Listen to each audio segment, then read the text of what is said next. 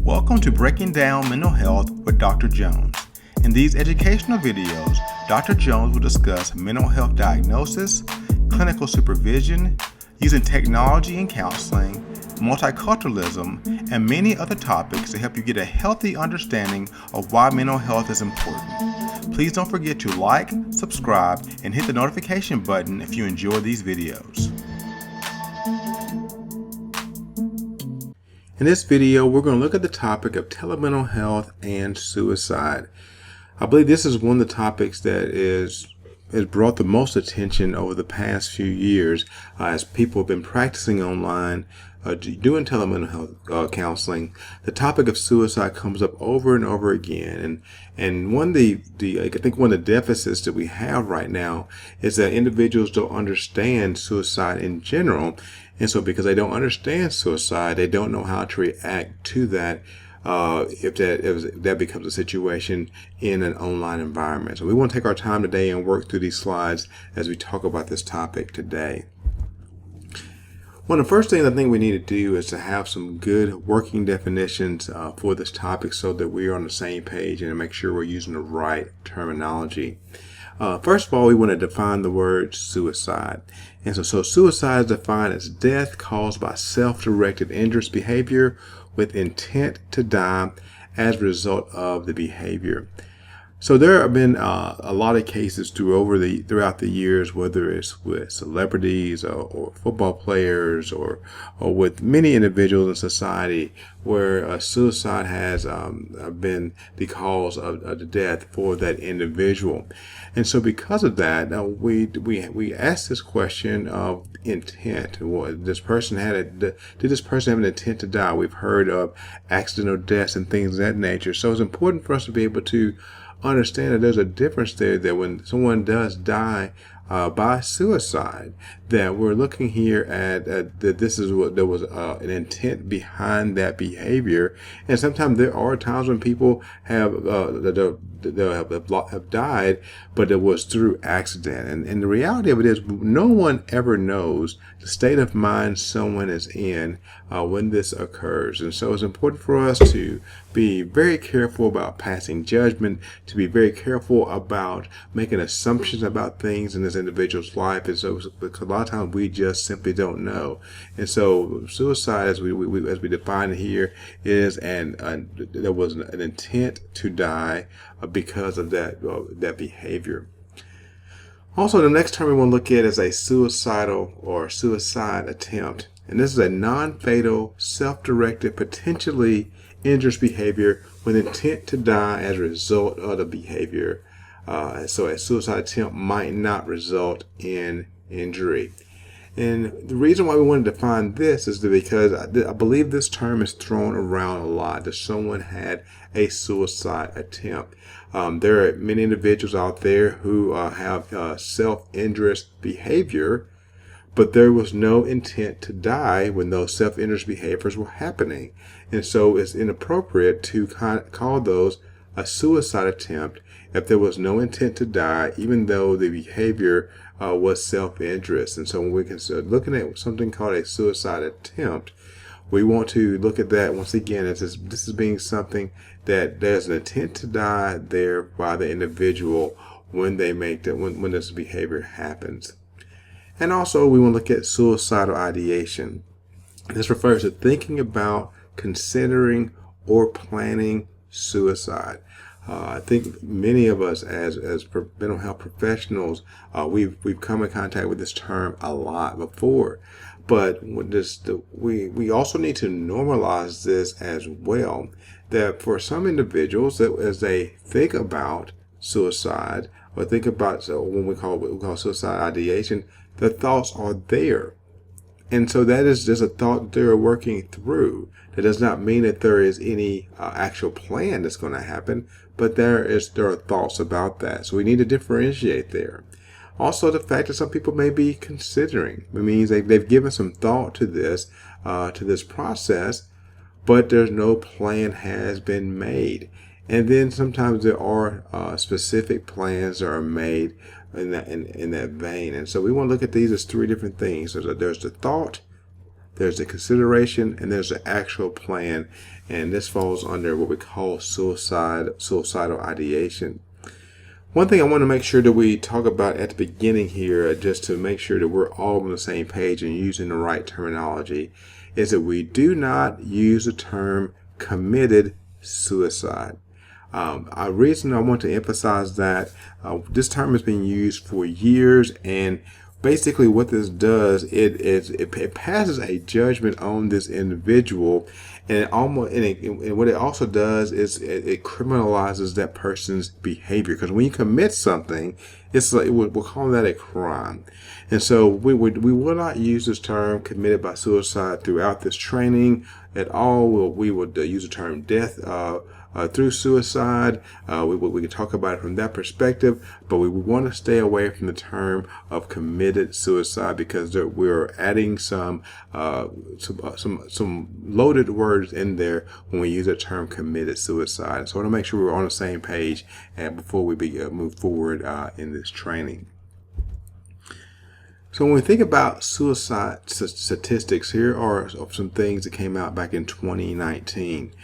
We noticed that almost 12 million adults had serious thoughts of suicide.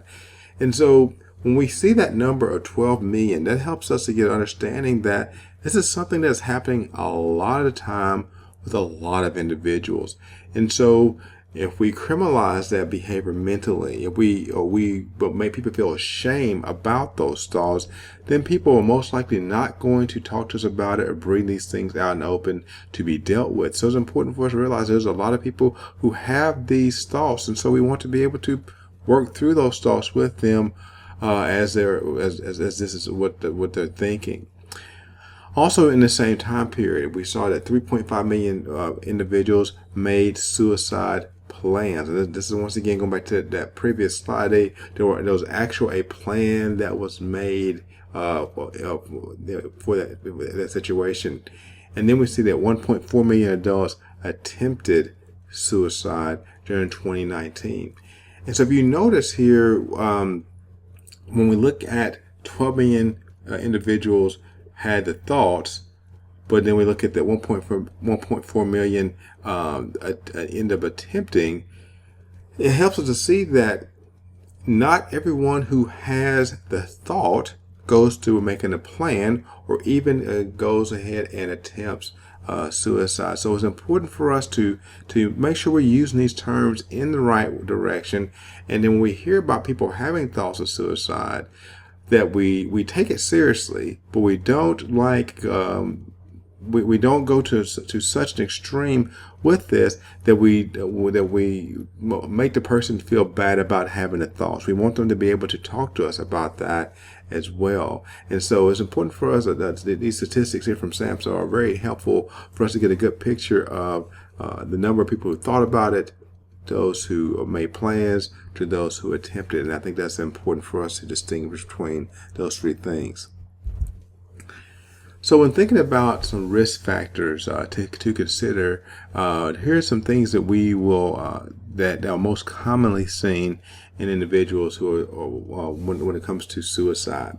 We see individuals are talking about suicide. When this is coming up in your counseling sessions or coming up with their friends and family, this is obviously means that this is something that is on their mind. So when we think about that $12 million, not 12 million, but the 12 million people who had thoughts of suicide, this is where they fall. This is where this begins. That just the normalizing and talking about suicide. And so that could be one risk factor for us to look at. Another thing is when we see individuals withdraw from friends and family. Now, once again, this could be a sign of depression that the person is going through. We're not exactly sure, so obviously we want to do some more research on this individual, do some more assessment with this individual. But why are they withdrawing? What is it that's keeping them from being around friends and family? Those are some things we want to really dig into to find out more about. But that withdrawal from friends and family becomes a big piece of that as well. Also, making statements about feeling hopeless, helpless, or worthless. Once again, these are just risk factors. These aren't things that if somebody's saying this is 100% guarantee, But this just helps us get an idea that this person, this is on their mind. They're feeling like there's no way out. They're feeling like their life is not worth anything. And if you use empathy in that moment where you're thinking about someone who feels like really the best choice I have in my life right now is to die by suicide. That's a deep place to be in, and that is a very hopeless and helpless place to be in. And so when we think about this process, now that's why I call it a process, that someone has to get to that place of feeling that hopeless. And so when individuals making a statement, we want to kind of intervene and be able to talk through this as well. Also, just seeing dramatic changes in mood. Maybe it's someone who is seemingly happy all the time, but then their mood changes on a regular basis. That's something we want to be mindful of. But also, even with the mood change, we I think sometimes can have in our mind the picture or of an individual who we think is really a high risk factor for dying via suicide. But the reality of it is that sometimes people don't always show these risk factors. We've seen multiple celebrities over the past few years who've died by suicide, and because of that, we don't really know what's going on in their lives. We don't know the things they were thinking, and from the outside looking in, it looked like everything was going great. And so once again, that's why it's important for us to take these risk factors seriously, but realize that we're still very limited until we talk to people and understand what's going on inside their head. Also, just this preoccupation with death, just talking about death a lot, death being a part of most conversations that they have. This can be something to consider and to talk about. Or no sense of a reason for living, where this individual just seemingly just does not know or can't really find things that where they feel like they have a reason for living at all. And that's where they are at that place. That's where the thought process is. And so just trying to work once again and talk through this as well. Or a loss of interest in things one cares about. Maybe it's someone who is we'll say, a professional athlete. This is something they spent their entire life working towards, and they just stopped doing it. All of a sudden, they stopped doing those things anymore.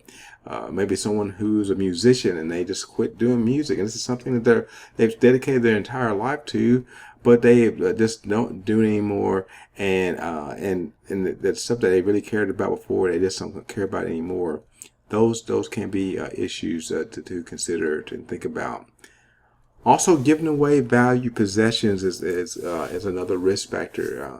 It may be a sign that they have come to terms and they've made this decision already, and so because of that, they want to make sure that the things that are closest to them, they're given to someone else. And so, the giving away of valued possessions is another risk factor to consider.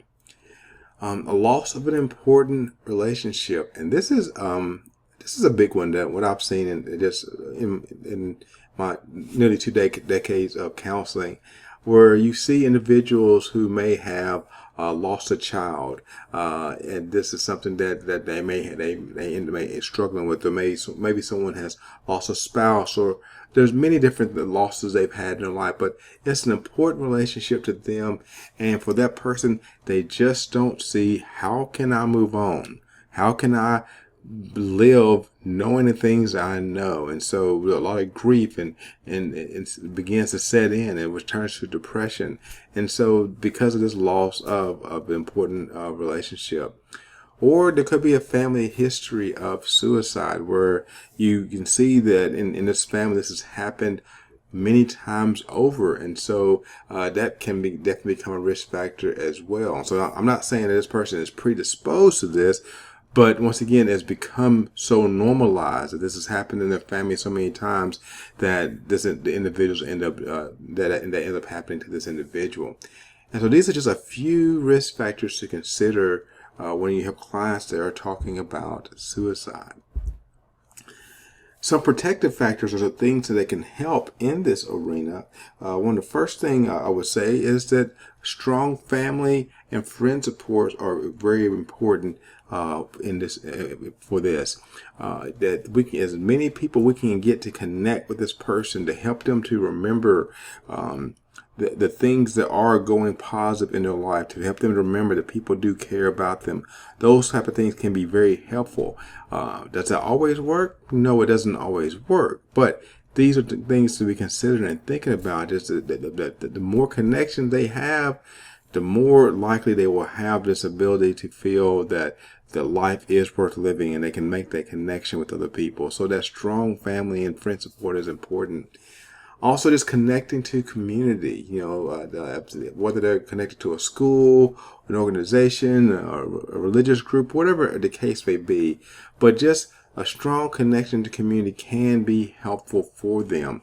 I know in like 12-step groups, for example, that becomes a community for some individuals. And so whatever group of people they feel the most comfortable around and they can feel that connection there, that's going to be extremely important to be able to continue to encourage them to be a part of that community. Also, just positive self-esteem. And self-esteem is one of those topics that we talk about a lot, but I don't think we really understand it as well as we do. When we think, a lot of time when we think about self-esteem, we just think about how well we like ourselves. That's kind of like the basic definition we give ourselves when we look at self-esteem. But another piece of self-esteem is like, how do I fit into the society that I live in based upon my sexual orientation, based upon my racial background, based on many different factors. Those type of things affect our self-esteem as well.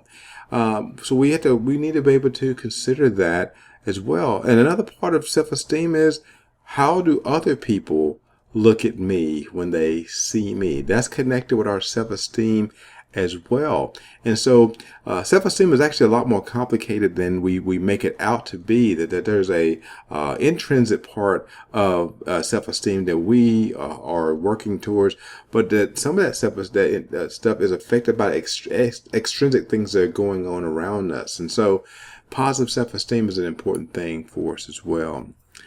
And also just a positive cognitive style, helping people to be optimistic about life. And once again, finding the things that are going positive in their life as well.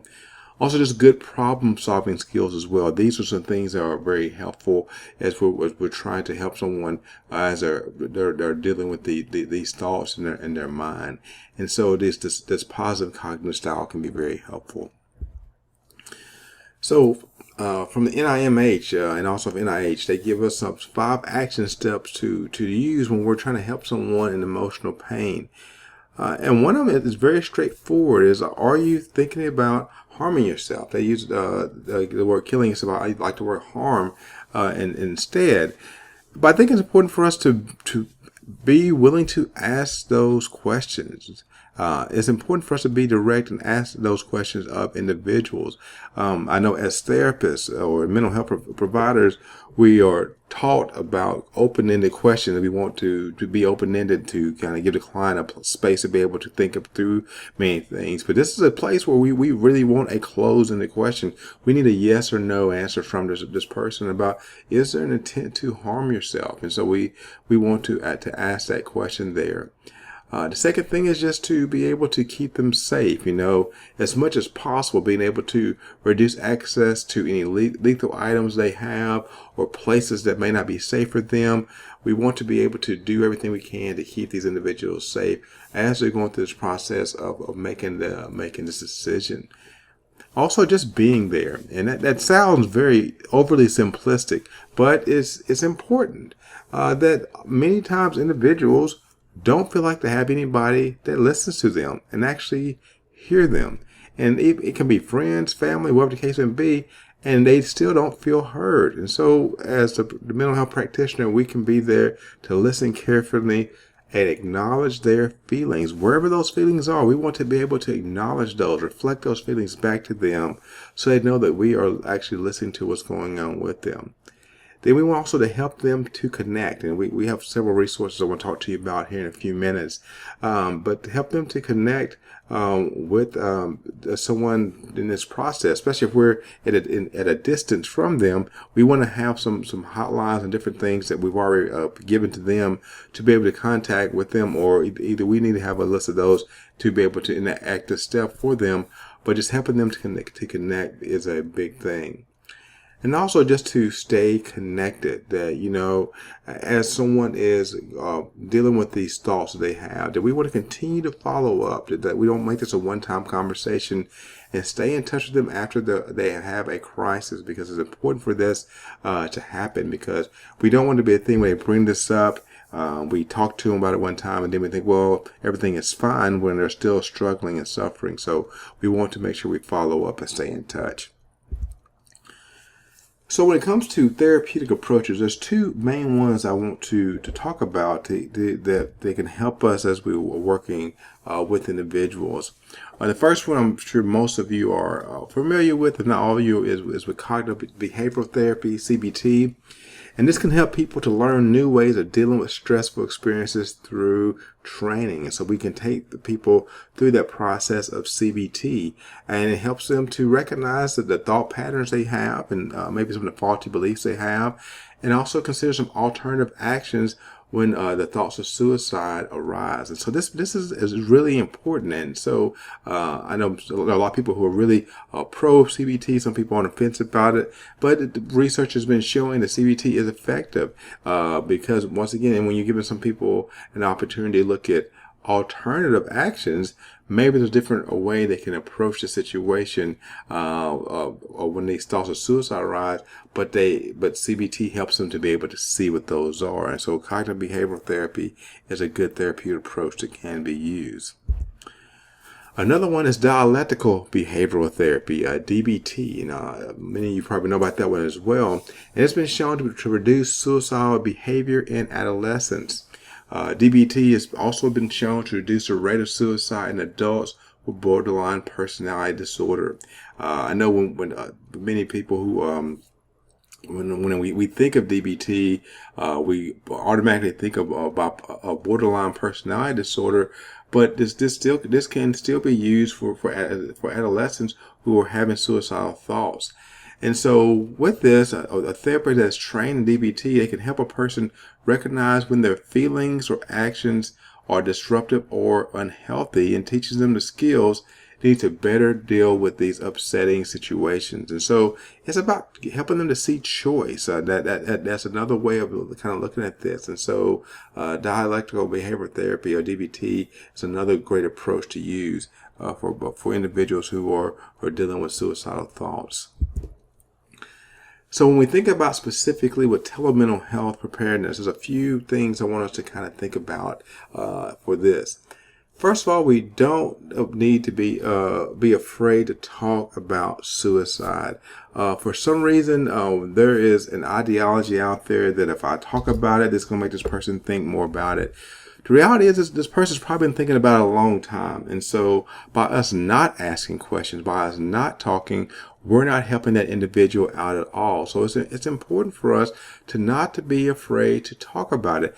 Ask those questions. Be comfortable asking these questions. That is why we're in this mental health field, is for us to be comfortable helping people through whatever situation they're in. And so if this is a situation they're in, this is where the thought process is. Let's not be afraid to talk to them about that. Also, don't ignore indirect references to death or suicide.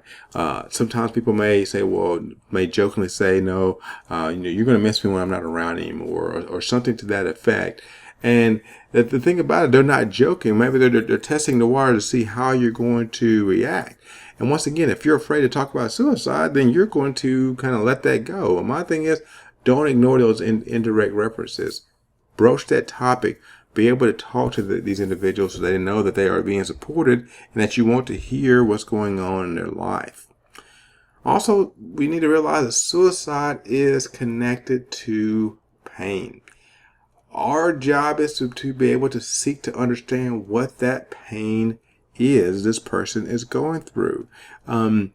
And I think when we can draw that connection between suicide and pain, it helps us to conceptualize it so much more.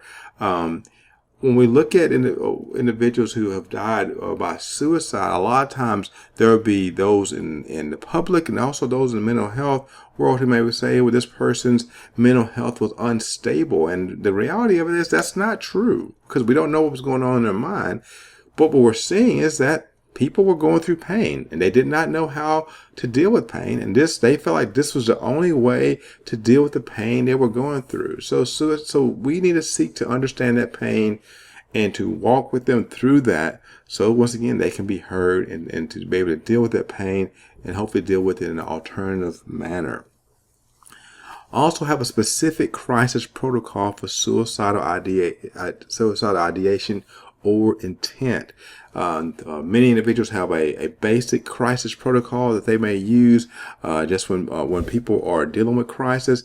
But when we're thinking about specifically about suicidal ideation, we want to make sure we have a protocol that is set, that we know how we're going to handle it. We're going to have these things written down so we can know how to approach it. This idea with our clients. But it's important for us to know before we get into that situation. So have a specific protocol that's written out for that, and follow that protocol when you begin to see this happen with your clients. Another thing is verifying the client location at each session. This is going to be extremely important. If I've got a client who has been having suicidal ideation, one thing I'm going to make sure at the beginning of every session, whether it's through video, whether it's through text message, whether it's through email, however it is, I'm going to make sure I'm verifying their location each and every time.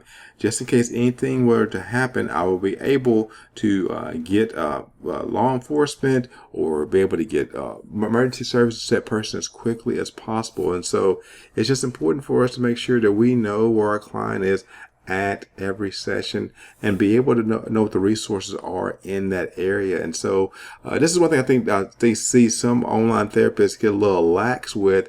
They won't ask questions about seeing a client in a different place than what they normally do. And the reality of it is we want to make sure we're verifying their location at each session. Now, there will be some times where the client has gone through this process where they've had the thoughts, they've had the ideation, and then there is a suicide attempt on their side. And so what we do at that time is, after that happens, we need to assess for client eligibility for telemental health counseling if the attempt has occurred. So we have to see, is online therapy still the best way to approach and work with this client, because there has been an attempt of suicide there. And so because of that, we have to just kind of reapproach that. And this doesn't mean that there's something wrong with the client. It doesn't mean that the client is it's a high risk client. And so what all this is doing is saying that maybe video or text or whichever way you're doing it may not be the best way to do it. Maybe I do need to see this person face to face for a short time period until we feel like everything is they're at a good place to be able to go back into this online environment. And so I've seen a lot of people where there may have been a suicide attempt and that therapist just automatically discharge the client, or they'll automatically just cut off doing online services. And I say, don't do that. Just assess to see if they're ready for this. Maybe they will prefer seeing you in your office, and so you won't know unless you ask the question. And that's where all this comes back, is the communication, and that's talking to our clients through this whole process. Next is we want to look at a few health hotlines that are out there in case someone is dealing with this. There's a National Suicide Prevention Hotline. They have services in English and in Spanish. Also have a live chat.